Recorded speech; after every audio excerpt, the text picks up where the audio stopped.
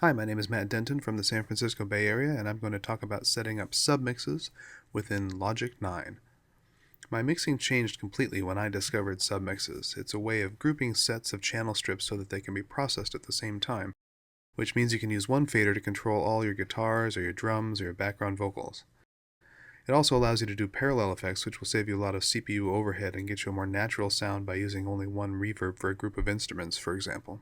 So here I've created a very basic sample project using stock plugins with some vocal tracks, guitar tracks, bass, a couple drum tracks, and pad.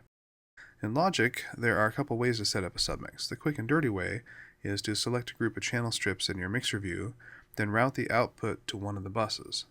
There are 64 buses already available, and once you select the bus, Logic automatically creates an aux track with the default output, which you can then rename right in the mixer, just by clicking on the name. So I'll do that for the guitar tracks, and then for the drums, notice that at each time I select a group and reroute the audio output, it creates a new aux track with that bus name. And each one of those aux tracks then still goes to the default output 1, 2, which is a stereo output.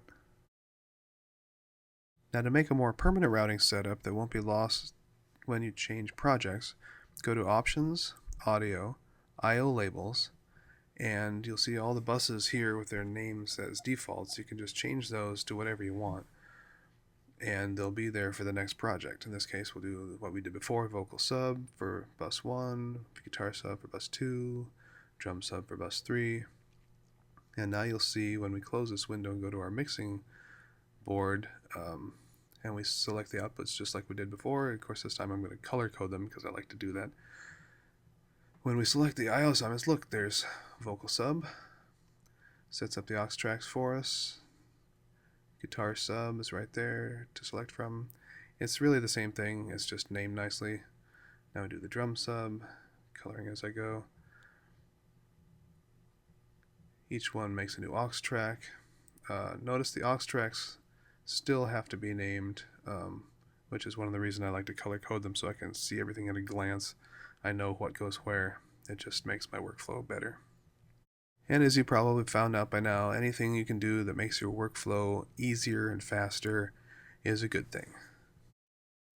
Now we're going to take a look at a real project with lots of tracks, and as an example of how I've used submixes here, we have not only submixes for guitars and drums and cymbals and all of the aux sends, but we also have everything routed to vocals and to music so that we can just have a lot of flexibility over how we mix things here. Gonna make that brass ring mine. Just playing with the guitar levels. Let's check out the drum levels. Today we'll put the ball in play. So I'd like to point out that you have to do some work to make sure that the levels are all stable before you route them to a sub that you can modify all at once, but it sure makes things easier once you do. Thanks for watching. Hope that helps.